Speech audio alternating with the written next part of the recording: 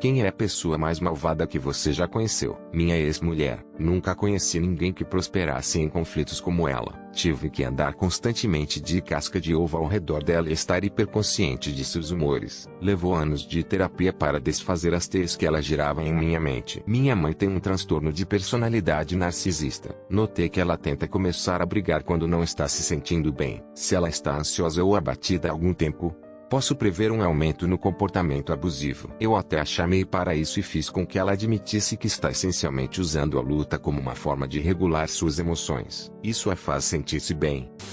Um ex-policial sul-africano, ele se vangloriava de matar suspeitos deixando-os cair de helicópteros sobre o mar ou atirando neles a queima-roupa quando eram capturados em vez de prendê-los. Minha antiga amiga mãe, ela bebe o dia todo. Gasta dinheiro de seus maridos e é uma narcisista egoísta. Ela machucou sua perna anos atrás, trabalhando em uma clínica para jovens com problemas. Uma criança má a atacou sem motivo. Mas quanto mais eu a conheci e via como ela era cruel, acredito que ela disse algo muito doloroso e também está ordenhando dinheiro do governo com sua lesão. Meu namorado amigo sofreu um estranho acidente e quase morreu. Enquanto ele estava no hospital, eles conseguiram um cão para ajudá-lo na sua recuperação. Rápido para eles. Ellie ficou com o cão e ela viajou pelo país por alguns meses. Eles ainda eram amigáveis. Ellie pediu-lhe que vigiasse seu cão enquanto a família, com um cão agressivo, vinha visitá-lo. Ela concordou. Então a mãe se recusou a devolver o cachorro. Ela agora vivia com o posto da mãe e se separou. Não estava em seu nome.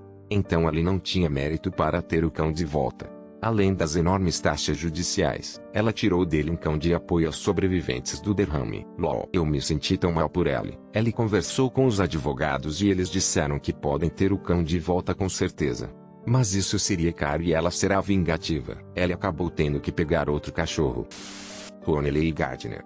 Ellie matou um barman num assalto que deu errado. Depois mandou sua namorada entrar sorrateiramente com uma arma em um tribunal e atirou e matou um advogado. Eu era um oficial de segurança do tribunal durante um de seus recursos de pena de morte. Eu não o conheci tecnicamente, mas estava no tribunal com Ellie. Aquele homem apenas irradiava o mal. Meu irmão, ele tem machucado suas namoradas e as tem iluminado com gás desde os 15 anos. Elas vêm até mim quando estão totalmente quebradas. Porque ele lhes disse que eu sou rico e um monstro e saí para pegá-lo. Então eles acham que eu posso ajudar. Eu fico sabendo como ele os machuca e as ameaça. Meus pais o encobriram por anos. Mas agora ambos se foram. Ele foi acusado disso no Twitter. Ele é TikTok famoso no Twitter. E ele simplesmente se vira e diz que ele foi a vítima. Embora eu saiba que isso não é verdade. Ele tenta continuamente entrar em contato comigo. A pessoa mais maligna que eu já encontrei foi uma enfermeira designada para andar de oncologia no Hospital Tivoli em Ridgewood, New Jersey. Minha recém-falecida esposa estava sendo tratada por leucemia e ela teve a infelicidade de ser uma de suas pacientes. Minha esposa também teve fibrose pulmonar. Teve dificuldades respiratórias durante anos e anos e teve níveis irregulares de oxigênio no sangue. Esta enfermeira entrou em serviço, administrou medicamentos, tomou sinais vitais e colocou um dispositivo de medição de oxigênio no sangue no dedo da minha esposa. Esta enfermeira disse à minha esposa qual era sua temperatura e pressão sanguínea, mas recusou-se a dizer à minha esposa o nível de oxigênio no sangue e começou a administrar oxigênio. Tendo fibrose pulmonar por muitos anos, minha esposa entendeu os níveis de oxigênio no sangue. Havia uma cânula nasal e uma máscara de oxigênio disponíveis e a enfermeira escolheu a máscara de oxigênio. Minha esposa retirou a máscara e educadamente perguntou qual era seu nível de oxigênio no sangue. A enfermeira disse à minha esposa para se calar. Subiu na cama, ajoelhou-se em cima dela, forçou a máscara em seu rosto e prendeu os braços de minha esposa abaixo dos joelhos. Tive que correr até o posto de enfermeiras para pedir ajuda. Os enfermeiros do Hospital Tivoli em Ridgewood, NJ, são todos pilhas de lixo ambulante. Eles a viram ajoelhada em cima da minha esposa, mas cada um negou vê-la. Trabalhando em uma prisão há vários anos, conheci muitos homens que poderiam ser considerados maus para você. Mas o fato é que muito poucos são intrinsecamente maus. Mas um jovem era tão manipulador e calculista, que sua família deixou de ser sua vítima. Quando o conheci, achei que ele era um jovem engraçado, se bem que mal orientado, com potencial para ser libertado e nunca mais voltar. Eu o coloquei em programas de reabilitação apropriados que ele completou com altas críticas. Mas, como a maioria das pessoas que foram enganadas por ele, Foi sua capacidade de dizer o que você queria ouvir, e não a verdadeira mudança, que ele dominava. Originalmente encarcerado por crimes com drogas e roubo à mão armada, dos negócios de seu irmão mais novo. A conclusão de um certo programa intensivo de terapia cognitiva comportamental bateu 2 anos de seu tempo para servir. Ninguém de sua família imediata o faria ficar com eles. Mas no estado em que eu estava trabalhando na época, um infrator não poderia ser libertado sem residência aprovada. Poderia ser um local no andar de alguém, mas tinha que ser aprovado. Isto está ficando longo. Então vamos avançar rapidamente. A avó idosa do homem ligou oferecendo um lugar para ficar. Era ideal, pois ela tinha muito espaço e estava perto de oportunidades de transporte e emprego para ela. Falamos por telefone algumas vezes para garantir que ela estivesse pronta, mas dentro de 2 semanas ela violou a liberdade condicional por uso de substâncias ilegais, associação com criminosos, agressão contra o mesmo irmão que ela havia enganado anteriormente, roubo da casa e da garagem de sua avó, etc., resultando em prisão do condado e retorno à prisão. Desta vez ela não era elegível para a maioria dos programas, mas é claro que ela culpou a mim e ao sistema em vez de assumir a responsabilidade. Quando sua libertação se aproximou, cada membro de sua família lhe negou um lugar para ficar e sua pobre avó ficou com o coração partido por não poder confiar nele. Ela ligou implorando que não lhe demos seu novo endereço e número de telefone. Desde então, Ellie voltou à prisão em um estado vizinho com muito tempo antes de poder ser libertado. Por favor, não me entenda mal. Eu conheço muitas pessoas que foram libertadas e se saíram bem com ajuda e determinação adequadas. Mas quando alguém age contra aqueles que mais o amam, de novo e de novo, com pouco ou nenhum remorso, o mal desempenha um papel, não como uma entidade vil, mas como uma mentalidade. 1986 eu estava em um concerto. Um jovem do ensino médio. Conheci um rapaz perto de mim. Trocamos números. Ele era um pouco mais velho que eu na época. Achei isso legal. Conversamos ao telefone. Ele escreveu cartas. Ele começou a me pressionar para nos encontrarmos. Ele montou uma viagem de observação de baleias, a horas de distância de onde eu morava. Já estava se sentindo como se fosse muito cedo. Muita pressão. Como qualquer boa garota, fui criada para ser simpática. Não queria ferir seus sentimentos ou incomodá-lo. No final, minha voz interior estava me dizendo para não ir. Então eu desisti. Dizer que ele ficou balístico é um eufemismo. Ele foi a primeira pessoa a me chamar de palavrão por tê-lo liderado. Eu disse a ela que não me sentia à vontade para ir tão longe. Senti que seu par estava se isolando e que eu não estava pronto para fazer isso. Ele me molestou por telefone e por carta durante meses. Eu estava muito assustada para contar aos meus pais porque tinha sido avisada para não dar meu número de telefone. Eu estava com medo que ele viesse me machucar. Senti como se tivesse me esquivado de uma bala e que se eu tivesse ido embora, algo teria acontecido comigo. Tenho certeza de que ele feriu pessoas em sua vida. Joguei fora todas as suas cartas para não saber seu nome. É uma confusão entre meu ex-marido e minha sogra. Ambos não são realmente boas pessoas. Meu ex é um mentiroso e um abusador. Sua atual esposa deixa e diz à filha que agora ela sabe e entende o que eu estava tentando dizer a ela anos atrás. Ele não tem respeito por ninguém. A filha dele saiu como gay. Ela tem 16 anos. Então ela nem fala com ela há um mês. A filha diz que há muitas vezes que a polícia deveria ter sido chamada por ela. Ela é um daqueles que vão bater na parede ao seu lado, deixando buracos, sacudindo e dizendo que não aconteceu ou que você o obrigou a fazê-lo ou, meu favorito, que ele te ama tanto que ficou tão furioso. Ele também é um trapaceiro. Para alguém grávida enquanto éramos casados. Ele tem 5 filhos em 3 mães bebês que nós conhecemos. A sogra é extremamente manipuladora e fanática. Ela é terrível. Uma mulher que é minha avó, mas eu me recuso a falar com ela ou a chamá-la desse nome. Em vez disso, ela recebe o tratamento com o primeiro nome. Ela não tinha estudos secundários e vivia do salário e dos benefícios militares do meu avô. À medida que cresciam, ela queria se mudar para uma cidade próxima a um lago. Houve alguma apreensão com a ideia milagrosamente, houve um incêndio em sua antiga casa, o que forçou a mão deles e eles se mudaram para uma nova casa que meu avô comprou. Ela decidiu ir e conseguir um trabalho em meio período porque estava entediada. Mas como ela não tinha carteira de motorista, os membros da família se revezavam para levá-la ao trabalho. Enquanto lá, um trabalho de escritório sazonal apenas checando as pessoas, ela conheceu um cara rico. Eles começaram a ter um caso e isso destruiu meu avô. Ela acabou deixando meu avô, Mas não depois de ter seu novo namorado ameaçando-o várias vezes, pegá-la em casa, etc. Tenha em mente que esta bruxa está na casa dos 60 e poucos anos. Neste ponto, o cara me viu lá uma vez fazendo algum trabalho de jardinagem e perguntou se eu estava lá para fazer o trabalho sujo do meu avô de lutar contra ele. O cara estava na casa dos 60 e eu na casa dos 20. Eu estava farto das suas brincadeiras, ameaçando meu avô com uma faca e geralmente o xingando. Aproximei-me do caminhão dele. Ela enrolou a janela e eu dei um soco na janela dele. Eu avisei que ele não seria mais visto naquela propriedade. Ele chamou a polícia. Eu menti e disse que isso nunca aconteceu e me ofereci para me encontrar com o oficial que me chamou para falar mais. O oficial disse que não era necessário e o deixou ir. Nunca mais ouvi nada sobre isso.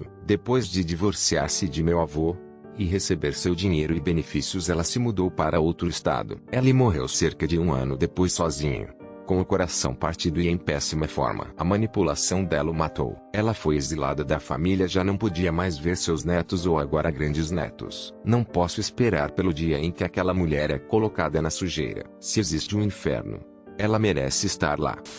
A mãe de uma das meninas que me intimidaram quando eu era criança. Sua filha tratou muitas crianças como um inferno e sua mãe não só não fez nada a respeito, mas a encorajou ativamente a manter o ato e participar dele, ou rindo ativamente das crianças sendo maltratadas ou repreendendo-as se elas tentassem se defender de sua filha. Eu quase a culpo mais por meus traumas do que por sua filha. O marido do coworker parecia uma família perfeita do exterior, sempre agradável nas funções da empresa e 3 filhos eram namorados. Então ela trouxe uma mala de viagem para o escritório e ela descobriu que ela iria correr. Aparentemente, abusos aconteciam em casa há anos. Ela a esfaqueou até a morte naquela noite. Levou as crianças para a escola pela manhã e ateou fogo na casa. Apanhou-se em chamas e os vizinhos o viram correr para fora de casa. Ela está na prisão para toda a vida. Mas bom Deus, aquelas pobres crianças. Meu primeiro ex-marido. Não foi apenas uma questão de ele traiu. Embora ele também tenha feito isso, ele foi abusivo comigo e tentou matar meu filho. Não posso pensar nele como nosso filho. Ele foi para a prisão quando saiu, continuou o mesmo padrão de comportamento com outras mulheres e crianças. Ele foi para a prisão novamente. Não tenho certeza do que ele está fazendo agora, mas posso adivinhar.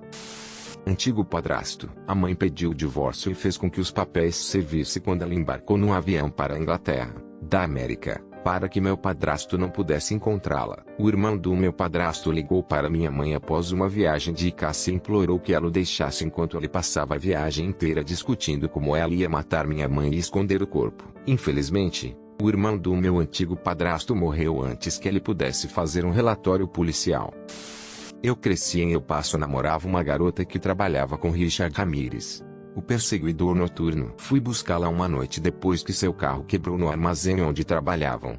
Ela estava parado no estacionamento, olhando para ela como se eu nem visse o que ela estava fazendo. Eu olhei para trás, mas ele nunca tirou os olhos de cima dela. Em retrospectiva, acho que teria que ser ela. E então, curiosamente, comprei muitos carros para sucatear. Um deles era um vagão branco e os marshals federais saíram e me disseram que eu não poderia vendê-lo ou sucateá-lo até que eu recebesse um ok deles, porque ele pertencia a Richard Ramirez e o caso contra ele ainda estava em andamento. Sim, essa é outra lata de vermes enquanto eles a vendiam, mas as coisas acontecem. Ambos os meus avós, honestamente, eles não começaram tão mal. Eles eram apenas um casal tentando sobreviver sem dinheiro ou abrigo. Mas alguma coisa se tornou tão abusiva dentro deles para com minha mãe e seus irmãos mais novos. É claro que minhas tias e tios que ainda os amam pensam que era tudo tão razoável e que eles mereciam assim. Elas nunca pensaram em sentar-se e pensar em toda a dor pela qual passaram quando crianças e agora quando adultas. Meus avós jogavam o favoritismo. E isso só me enjoa porque meu tio agora o projeta para seus filhos. E eles continuam jogando o favoritismo, dividindo esta família em 2 lados. Eles estão gravemente doentes, tanto física como mentalmente. E eu odeio o fato de eles me desprezarem. Eu estava apoiando minha mãe porque ela só quer o melhor para seus pais, mas eles continuam a excluí-la. Eles são terríveis, e espero nunca crescer para ser como eles. Um gerente de RH em um escritório do fideicomissário do capítulo 13. Ela não fazia nada durante todo o mês, esperando a folha de pagamento 2 vezes por mês. Ela era intrometida como o diabo. Então ela apenas andava pelo escritório se metendo em conversas com as pessoas. Ela se gabava de ter uma casa de $1 milhão.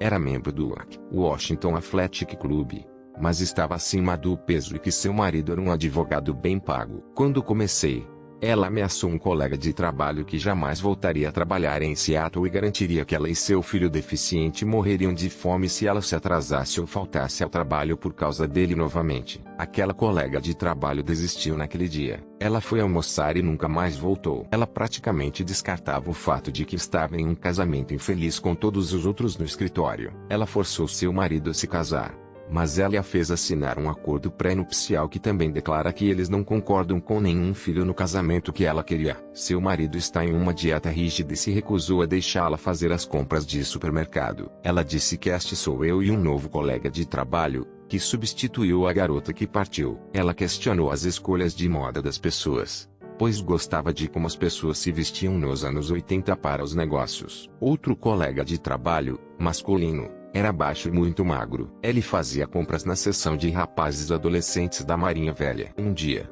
ele usou calções que ganhou de lá na sexta-feira causalismo. Perguntou-lhe se eles eram calções de banho. Ele disse que não. Quando ela e eu passamos pelo escritório dela uma hora depois, olhamos e vimos que ela estava no site da Marinha Antiga procurando os calções que ela estava usando para ver se ela mentiu ou não. Usei uma daquelas saias em camadas boa do início dos anos 2000 em uma sexta-feira causal e recebi tantos elogios para as mulheres em meu escritório e até mesmo no prédio do escritório. Na segunda-feira de manhã, porque ela pessoalmente não gostava do estilo, me disse que não era um trabalho apropriado e que nunca mais a usaria. Depois que ela me disse que eu apenas olhava para ela por um bom minuto antes que ela tropeçasse em suas palavras tentando me dizer por que não era apropriado para o trabalho. Ela dispensou as opiniões de todas as mulheres no escritório e escutava os homens no escritório. Havia 7. Ela não gostou que eu me recusasse a dizer a ela o que faço fora do trabalho. Ela era o motivo da alta reviravolta no departamento que ela administrava. Ela tentou fazer com que eu fosse demitido por seu chefe,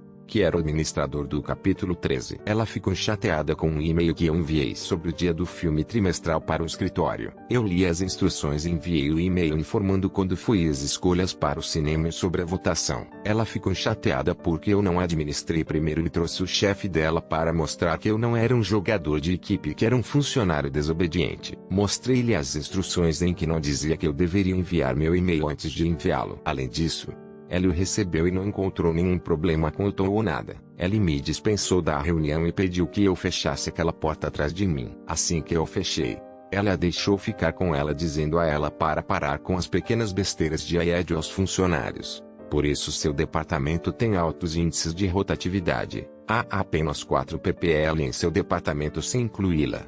Depois disso, ela tentou fazer com que fosse sua missão fazer com que eu fosse demitida. Ela quase se recusou a me deixar sair mais cedo um dia desde que meu pai foi parar no hospital. Eu a ouvi falar com um colega de trabalho do correio que ela está preocupada que seu sobrinho de 4 anos seja gay porque ele gosta de escovar o cabelo de sua mãe e que ela fará tudo para garantir que ele nunca se torne gay. Ela praticamente intimidou os outros gerentes que esperavam alguém que não tivesse medo dela e muitas vezes a enfrentavam. Quando ela teve um dia de folga durante a semana, meu departamento deu uma festa com comida e bebida. Quando saí, escrevi uma carta para a administradora explicando que tinha saído por causa dela e do bullying e até pensei que o ato de não ter medo tinha acabado de sair. Senti que ela tentaria sair um pouco e dizer que não se aplica ao nosso trabalho. Também aconselhei que ela acabaria sendo a razão pela qual uma ação judicial seria movida contra o escritório.